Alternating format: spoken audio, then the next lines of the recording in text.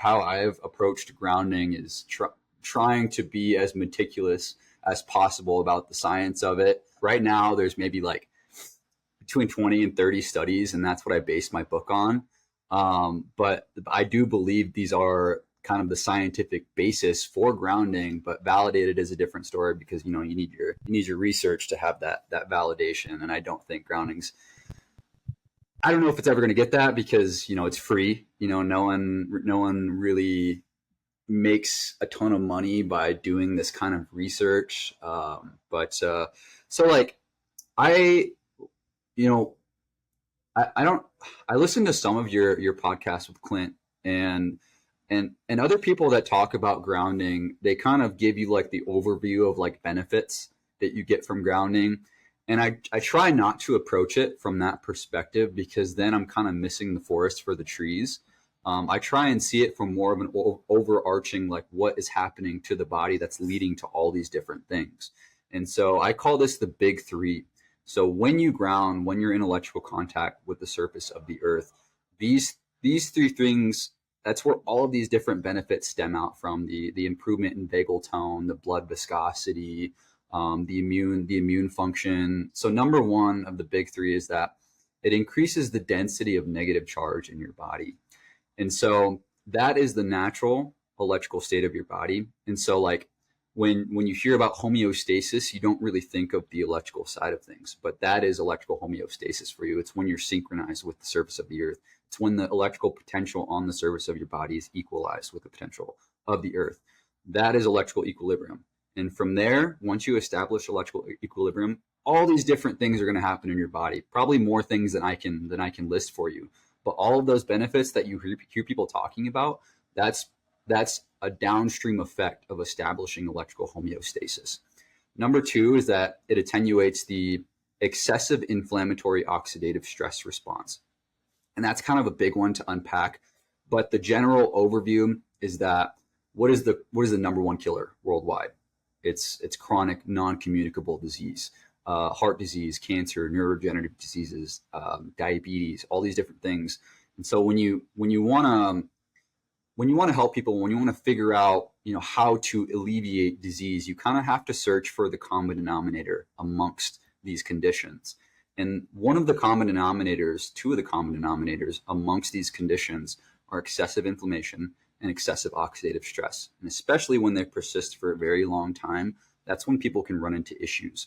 And so if you go on PubMed right now and you do a search of inflammation, oxidative stress, disease, I believe right now about 30,000 results will pop up. So obviously this is an area of active research. And they're kind of like these, I don't want to say evil, but like these twin sisters. They're kind of always found where the other is found. And so whenever you're looking at these conditions like a neurodegenerative disease or cancer or something, where you find inflammation, you'll also find oxidative stress. They kind of go hand in hand. And so if we can help one side of the coin, oxidative stress, kind of by proxy, we can influence the other. So if I can reduce oxidative stress in my body, then I'm going to help with that excessive inflammatory response, because they really do feed off each other. All these pathways really feed off each other. So we can dive more into that in later if you want, but I want to get to number three is that, and this is more esoteric side of things. I'm sure you've heard about it, you've read about it before, but grounding charges the water protein matrix battery. And that's also a lot to unpack by itself. And that goes back to what you said earlier about the phone and charging the battery. In your body, there is also this battery that needs to be charged up. All throughout your body, you have these free electron stores. These are stored in your extracellular matrix, the ground substance. These glycosaminoglycans, they're heavily sulfated. They trap a lot of water, and they're very negatively charged. And so what you have, when you look at somebody, you are not looking at just cells. What you're mostly looking at when you look at someone's entire body is the space in between cells. That's the extracellular matrix. And a large part of the extracellular matrix is collagen, ground substance. Collagen and ground substance. So collagen is the main protein in your body. Collagen is also an N-type semiconductor. It has a lot of free electrons. especially with the water that is sorry, my dog's right here. The water that's adjacent to it. So what you have essentially is you have this battery between these proteins, these collagen proteins, and other proteins. Pretty much all the proteins in your body are hydrophilic. So when the water comes into contact with these proteins, essentially creates a battery of positive charge and negative charge. And so that positive charge and negative charge can be utilized for various different processes, energy production, ATP, storing, for the immune response when you're dealing with excessive oxidative stress, because, what is oxidative stress? There are these reactive oxygen species or nitrogen species or chlorine species that they need electrons in order to stabilize. And so when your body is saturated with free electrons, which is what happens when you ground, your body is able to manage that excessive oxidative stress because it's your battery is charged up.